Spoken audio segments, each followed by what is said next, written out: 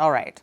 So you've been friends with Lawrence Kasdan for more than 30 years now. I met Larry in 1986. Now, we did a film together called Cross My Heart that he executive produced, but he was very, very involved on the set every day. It was directed by a man named Arian Bernstein, and that's where I first met him.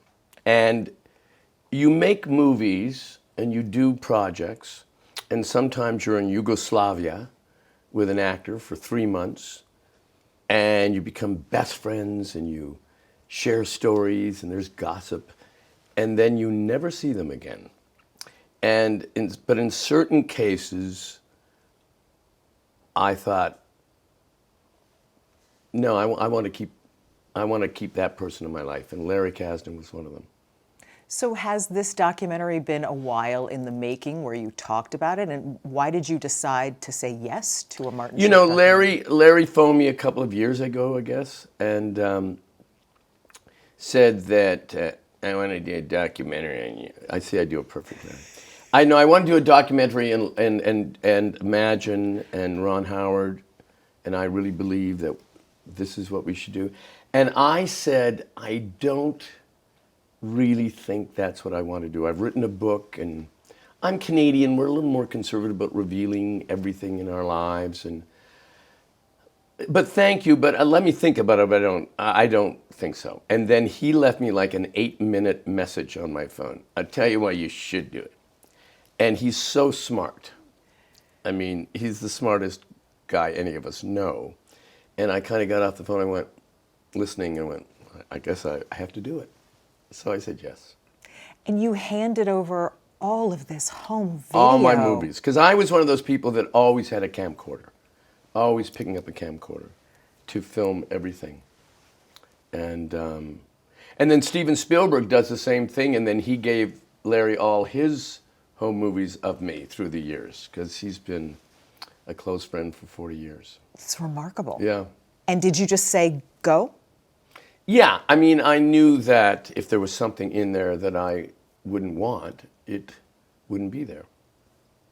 So you had I know, I mean, you wouldn't do that with everyone, but you do that with someone who's your close friend that you trust. You trusted him, yeah. In the documentary, you say, let me phrase it this way, from the outside, your life seems to be an incredible success, your career an incredible success. You say in the documentary that much of your career was failure. Well, I mean, I'm not even talking creative failure. I'm talking about, the full home run is, it makes $100 million at the box office, and you get nominated for an Oscar. Now that's the full home run. But usually show business is a second base slide. You get to first base, you're out. You get to third. I mean, they're very few and far between. So that what's important to me is the journey of doing it. Was it fun? Did I enjoy that 4 months of my life making that movie? But you can't control what our tastes and what our box office. And then some films like Clifford is a perfect example that, no one saw it or liked it at the beginning, and now people love it because tastes change. Maybe you're ahead of the curve at that time. Sometimes you just have to hang on.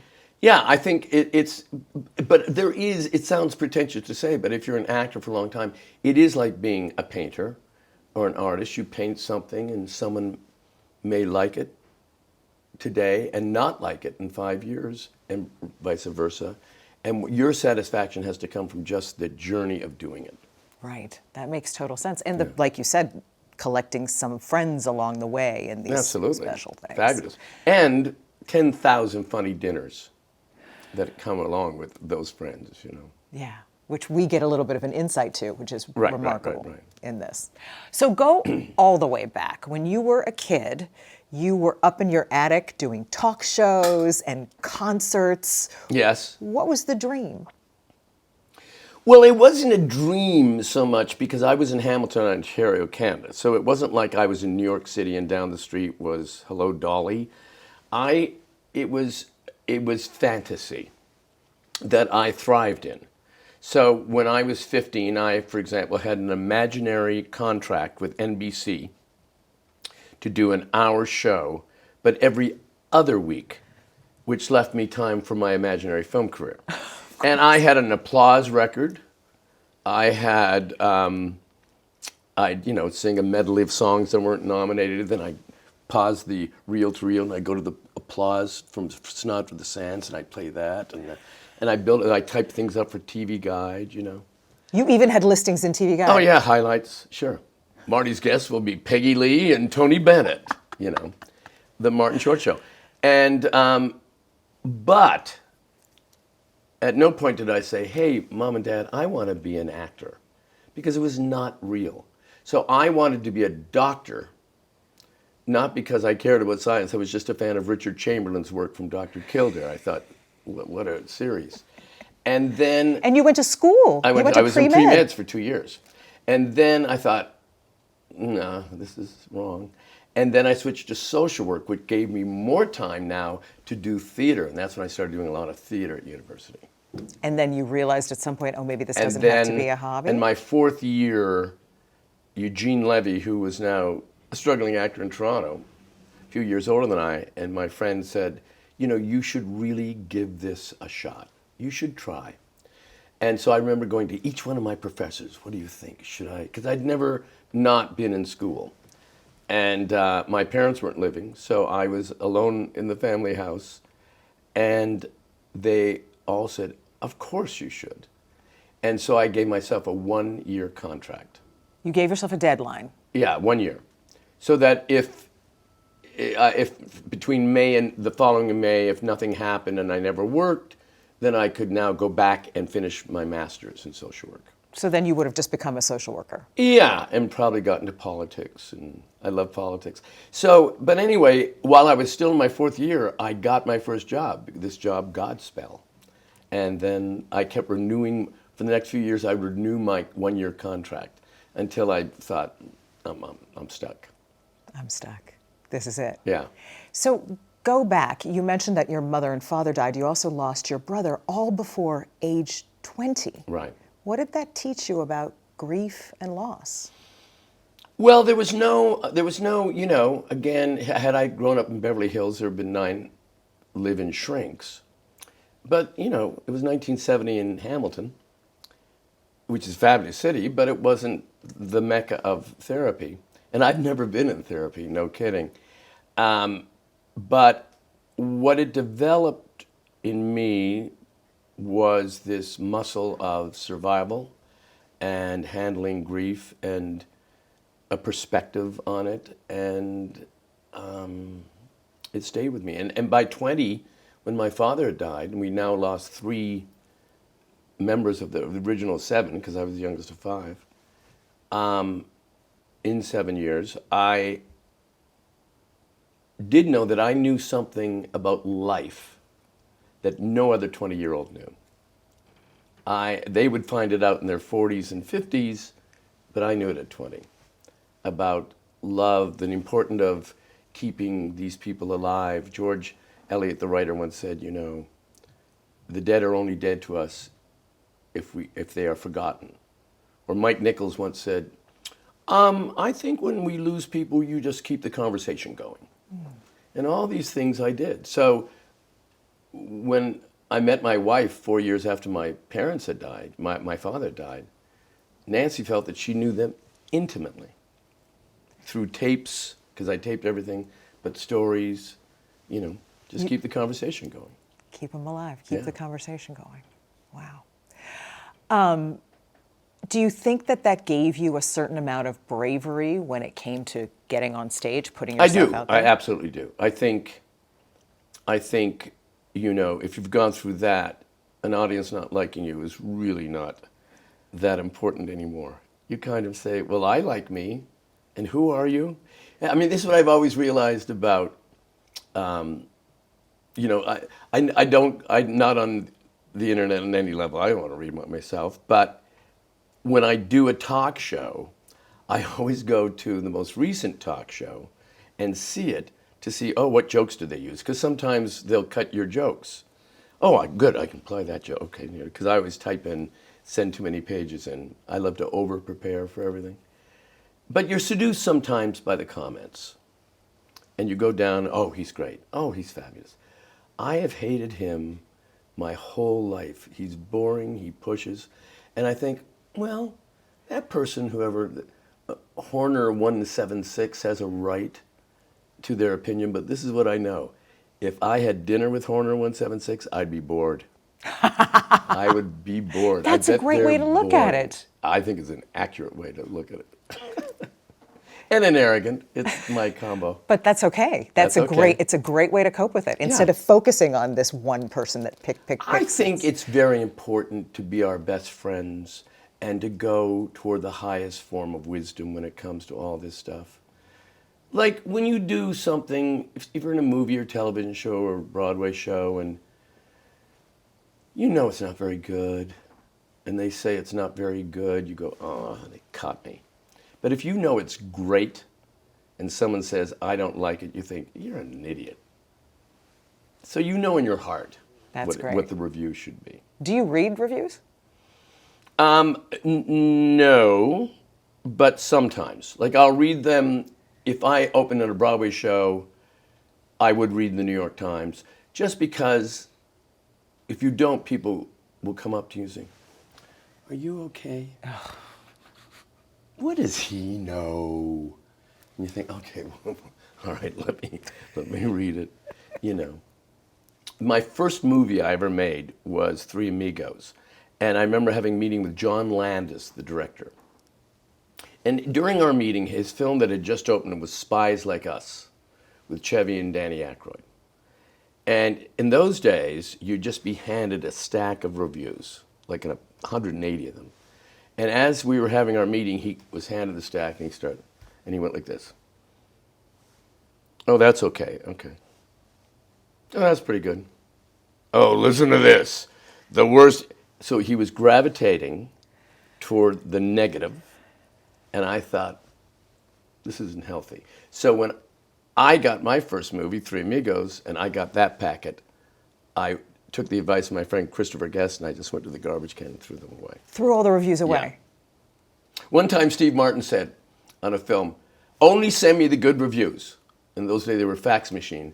So he sat by the fax machine as nothing happened. And finally, one positive from the Sacramento Bee. You know what I mean? That was it. So that didn't work either. It's best to get them and throw them. So how do you handle that, though, when Three Amigos, which is a classic now, when it came out, was not so beloved? Mixed. There were certain people who loved it. And I remember I made this film, Three Fugitives, and the director, a Frenchman, Francis Weber. And I said, you know, certain aspects of the script. He said, let me tell you about this film, Marty. People who will love it, and people who will hate it. And you can't permeate either group. So I thought, okay. And you carried that with you for some of these films, yeah. Well, again, Three Amigos is a perfect example. It was, did okay at the box office, mixed reviews, and now people can't comprehend that it wasn't just adored back then because it became something that was adored. So let's back up to Godspell for a second. Mm-hmm. Magical time, and this is where you met Nancy on Godspell. Yes. Did you immediately fall for her? No, I immediately fell for Gilda Radner. So Gilda, Nancy wasn't hired right away. We got hot. I have a Rain Man memory about things. I always think that I used to think I had HSAM. Do you know what that is? Where there's 400 people in the world that 60 Minutes has done a piece. 400, 500 people that know everything, what they wore and had for dinner 25 years ago, who was there. They have full memory that never alters. And I used to think I had it. And I was telling someone, I said, I think I might have HSAM, just like Mary Lou Henner. I couldn't remember Henner. So I thought, okay, if I don't remember Henner, I don't have it. Mary Lou, the chick from Taxi, one of those things. Anyway, but I do have a lot of... So on March 25th, 1972, the Godspell auditions happened, and we got in, this group of 10. And then the show opened June 1. But Nancy she was an understudy, she didn't join till the following October. So by that time, I was the boyfriend of Gilda Radner. for the next couple of years. And then how did you end up falling for Nancy? Gilda and I broke up. We'd have fights and break up and get back together. And so I went to the Pilot Bar, and there was Nancy. She'd just broken up with her boyfriend, and we'd always liked each other. She was so beautiful, she scared everybody, you know, because she had long Joni Mitchell hair, and she owned this antique clothing store, Shades of Azure, and she'd come in with a black velvet cape, and is everyone healthy? And she'd sign in and go, hi. And but I was with Gilda, and then Gilda and I broke up, and then I ran into Nancy at the Pilot Bar, and we arranged a tennis match the next day, and that was that. I remember Gilda saying, "You're with Nancy Dolan. We're supposed to get back together, aren't we?" You know, yeah. What did you say? Well, ship sailed. You know, she was fine, believe me. Everyone was in love with Gilda. Yes, true. And Gilda and Nancy came to an understanding eventually. Oh, absolutely. Yes. Yeah, absolutely. Well, let's talk about career, then we'll go back to Nancy. So then you move on to Second City, SCTV, SNL, and you start developing these amazing characters. Ed Grimley, Jackie Rogers, Nathan Thurm. Do you have a favorite character that you absolutely love? No, they're all into? like your kids. They really do become your own creations. I mean, each one is kind of interesting and different in the sense that Ed Grimley represented innocence, pure innocence and joy of life. I remember one line I wrote where the phone is ringing and on SNL, and he's going to answer it, and then he turns and says, "Gee, I love the phone. There's always such a sense of mystery," you know. So everything delighted him. Nathan Thurm was the guy that represented all the bad guys on 60 Minutes, who would lie and cheat, and then when cornered, attack you. Sound like anyone? And Jiminy Glick was just a moron with power. Someone who became an inevitability for no reason. You know, he'd say things to an interviewer, "Just because I ask you a question doesn't mean I need an answer," you know. I remember that. Shh. Yes. Yes. Shh. Yes, I remember Edie that. Falco got freaked out by it, yeah. That's one of the things that this documentary did, was make me want to go back and watch, for example, all of the Jiminy Glicks. And as I watch those, I think, what was Jiminy Glick's goal in doing an interview? There was no goal. There was, I was doing a talk show for King World, and we wanted to create someone who would go out in the fields and, you know, just get more names. You go to a junket and you can also say, Tom Hanks is on and Jack Nicholson. You know, you're not lying. He's going to be on, but it's a Jiminy section. And I remember we were shooting at CBS in Television City, and we'd go to Farmer's Market, and I'd put on a fake nose and a bald pate, and I'd go behind a fish store, and I'd be handing fish with my hands to see people's reaction. And they'd say, "Can we have your autograph, Mr. Short?" I thought, ooh, that's a drag. Oh, I've done too much of this. They're seeing through the fake nose. But I'd made a movie in 1990 called Pure Luck, and at one point, I'm stung by a bee and I swell up. And I remember on the set, Nancy came and said, "I cannot see you in there." And I thought, ooh, so that became kind of Jiminy's look. I mean, that. And when he conducts an interview, what's the point? So when he does an interview, it's just, there's nothing prepared. I don't have notes. Because we take, you know, we would, for a final 6 minutes, maybe we filmed for 12 minutes. And I would just improvise, where other characters like Ed Grimley and Nathan Thurm and Irving, very written, memorized, exact. But Jiminy, I would just, and then I'd be in the edit bay and I'd see myself say, I take great umbrage. And I think, I've never used that expression I don't even know what it means, you know.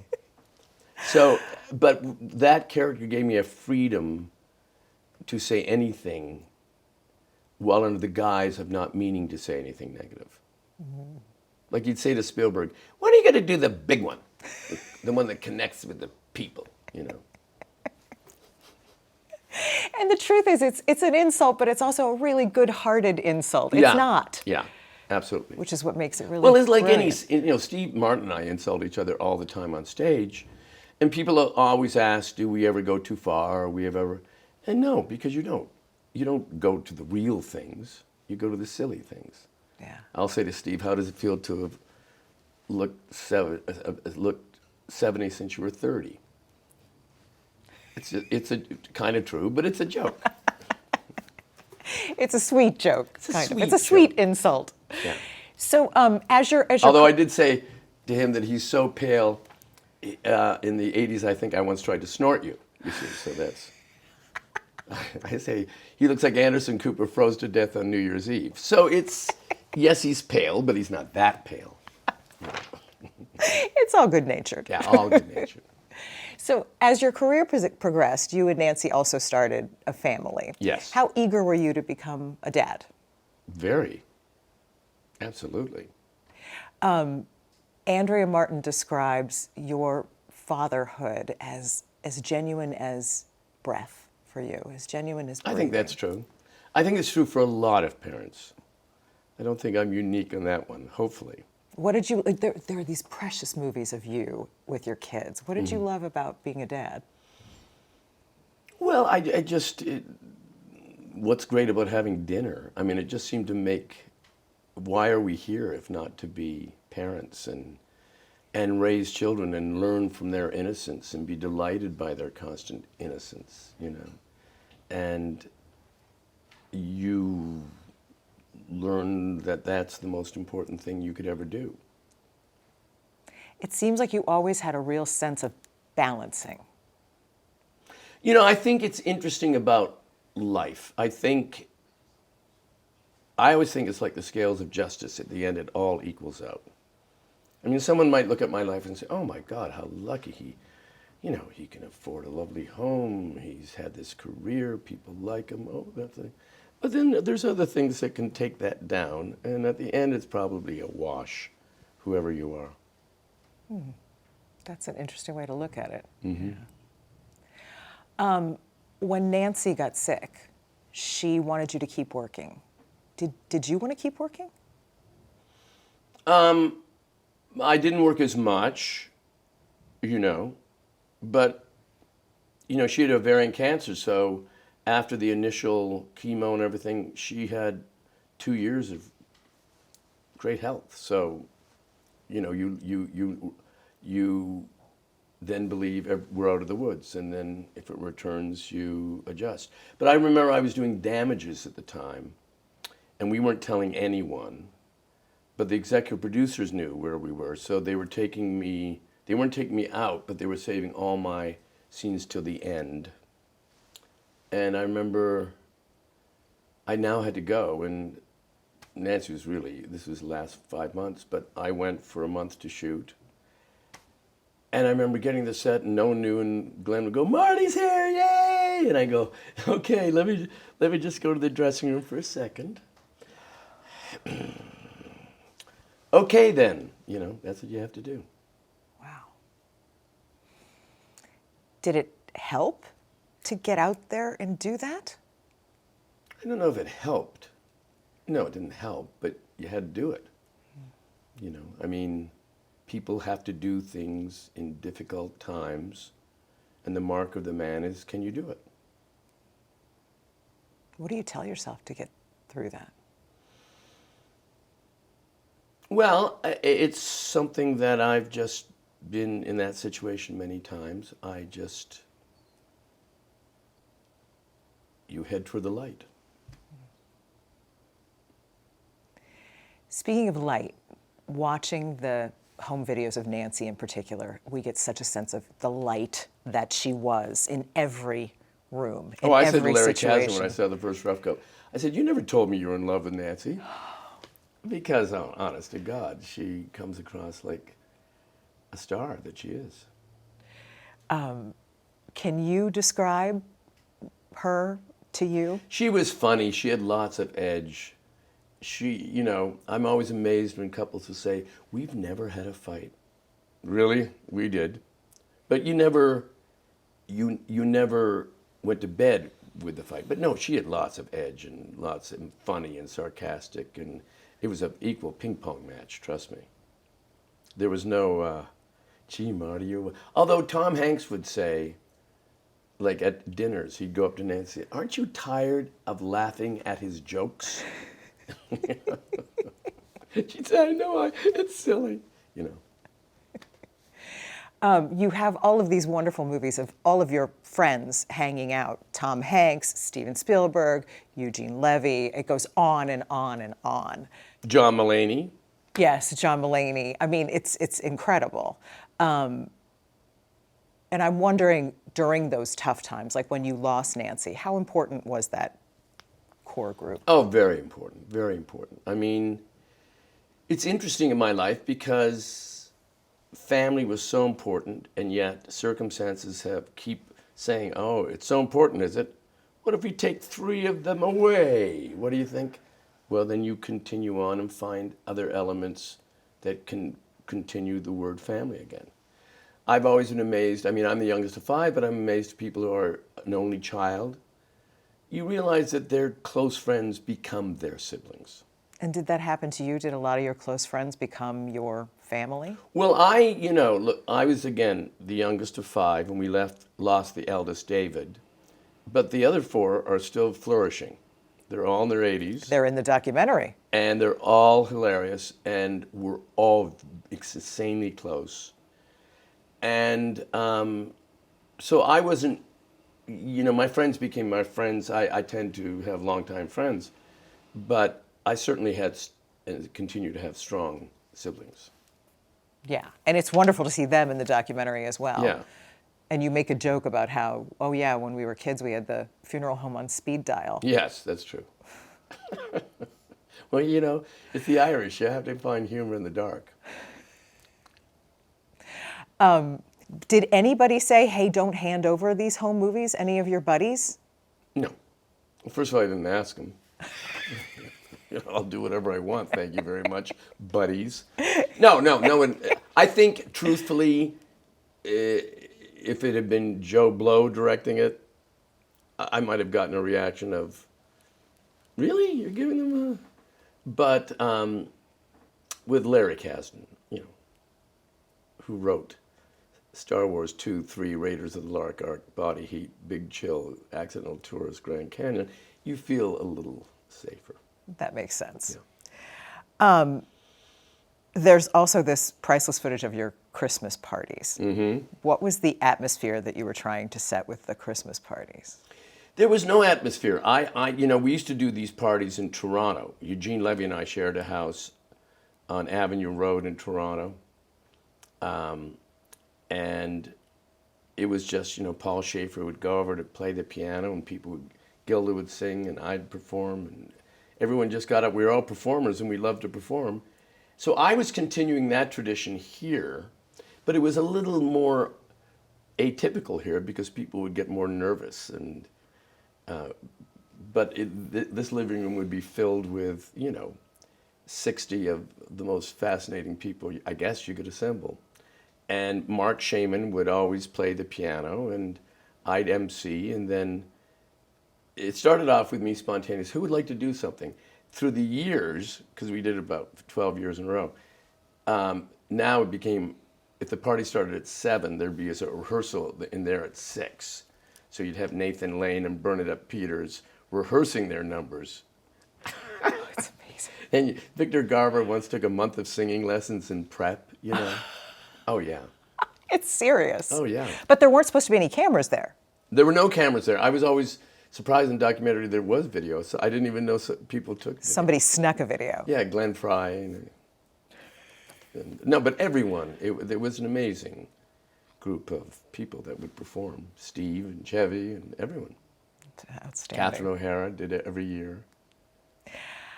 Seeing Catherine O'Hara in this documentary is such a treasure. I know. What was it like for you to watch that, to hear her talking about you, see that footage? Well, Catherine was like, Catherine was like a sister to me. There was no one more brilliant. There was no one sweeter. And there was no one funnier. And she, more than anyone at SCTV, would sit behind the camera and give you suggestions. Marty, try that and oh, okay. And then you always just did it. Very generous like that. I remember we did a piece, The Queen Haters. We were a punk rock group. And she had just seen a punk band where the guy just randomly did this dance. So she showed it to me, and then I went and did the take, and that's what's in there. That's what Catherine did. The rest of us were just self-centered, but not Catherine. When did you get a chance to see the cut of the documentary?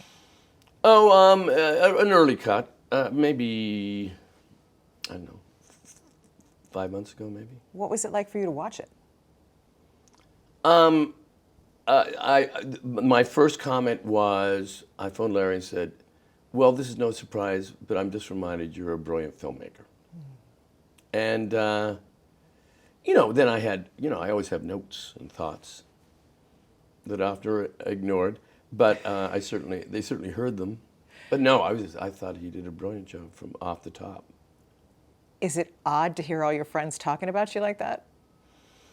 Well, you worry that it's going to be come across icky, but now I don't think so, because they're such sincere people in their lives that it's impossible to believe they're not sincere.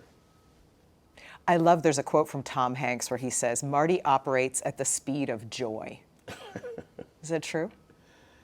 I don't analyze myself. If that's his review for me, I'll accept it, But I think I do have the happy gene, and I think my orientation is to be happy. How is that? Where do you think that comes from? You think it's truly genetic? I do. I think it is. I think it's obviously everything is elements, Show business is talent, luck, and endurance. I think that is DNA, but how were you raised? Were your parents kind? Were people kind to you? Was kindness the operative word? I mean, I look at all my siblings' children and their children now, and everyone's different, and everyone has a different, maybe profession or approach to life, but the one constant in all these extended shorts is everyone is sweet and kind. There's not one prick in the group. Because I don't think they would survive. I think they'd be ripped to shreds. That makes sense. Yeah. Right, in your family, right? Yeah, in my You have family. to be kind. If you're not kind, it would be bad. When you lost Nancy, how do you get through that? How do you choose joy then? Well, you don't right away, but you have children to raise, which I did. This is 15 years ago. I had children to raise, and I had, and I did have an understanding from my childhood of what the end of life was going to happen to all of us, and it's too early, but we have to celebrate and be lucky enough the experiences that we have with them, but just to think of them, they've just gone into the next room for a while. Gone into the next room for a while, and eventually You'll be in that together. room. That's beautiful. I mean, when my brother David died, I talked about in the documentary, but I was 12, I was traumatized, and I did have, the second night, a full Technicolor dream. Because he'd been in a car accident, so it couldn't be an open funeral, and that was traumatizing, awful to everyone. And suddenly it's like Freudian, but I'm in a beautiful, bucolic, there's a stream, and there's a little home, and I'm sitting by the stream, and David sits beside me, and he looks handsome, and he said, I'll see you in a minute. And I woke up and went, oh, it was lifted. Now, a theologian would say, well, that was a visitation. And a scientist would say, that's a 12-year-old who needs mental relief. Who knows? But it gave you the relief. It gave me the relief. Yeah. So maybe it doesn't need an entire explanation. Absolutely correct. The documentary is devoted to two people, to Catherine O'Hara and then your daughter, Catherine. Is there anything you want to share about Catherine? I'm so sorry. It's been a nightmare for the family, but the understanding that mental health and cancer, like my wife, are both diseases. And sometimes with diseases, they are terminal.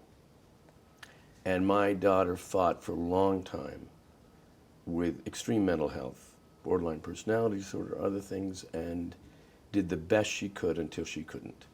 So Nan's last words to me were, "Mart, let me go," and she was just saying, "Dad, let me go." So I hold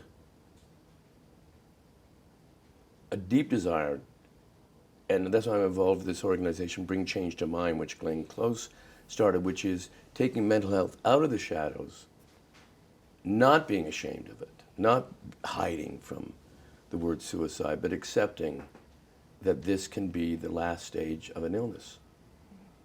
And that's my approach to this. Yeah. And the thing is, nobody would blame you if you said, I'm not going to talk about this. This is my private life. And If I wasn't going to talk about this, then I would have pushed the documentary, you know, because it is, listen, it's called Martin, Life is Short. And suddenly in last October, I lost Diane Keaton. On the same day, I lost my sister-in-law, Nancy's sister, to cancer. And then Rob and Michelle have been my lifelong friends for 40 years, Reiner. And then Catherine O'Hara, and then my daughter. I mean, it's been in 4 months. It's staggering. Staggering. how do you even wrap your mind around that? You can't. You just have to breathe in, breathe out. What I do is I dictate into my phone, and then I transcribe it, and I look at it, and rewrite it, and put it away. That's what I do. The same way I've always done it, because I've never been in therapy. So your No therapy kidding. is My therapy this, is me. is you, Yeah. dictating into your phone your feelings, Yeah. write it out, and then No, and then live with it. And then you find if you're repeating your same things, maybe you're moving on a little bit, you know. But ultimately, I think it's important to do the documentary at this time because, as we talked about, there's something about the message here, if there's a message, is that you can choose joy, that you can find the light, even in the darkest moments. Do you think? Yes, well, look, I mean, I think we all are in denial about our limited time on this earth. It's very difficult to accept it. So the idea of, my brother David said, "I'll see you in a minute," or someone going in the next room for a bit until you join them, is very difficult for us to accept. But the more you accept it, I think it does lift you and make you feel that this is a complicated little journey in life, and the more we approach it with wisdom, probably the happier we'll be.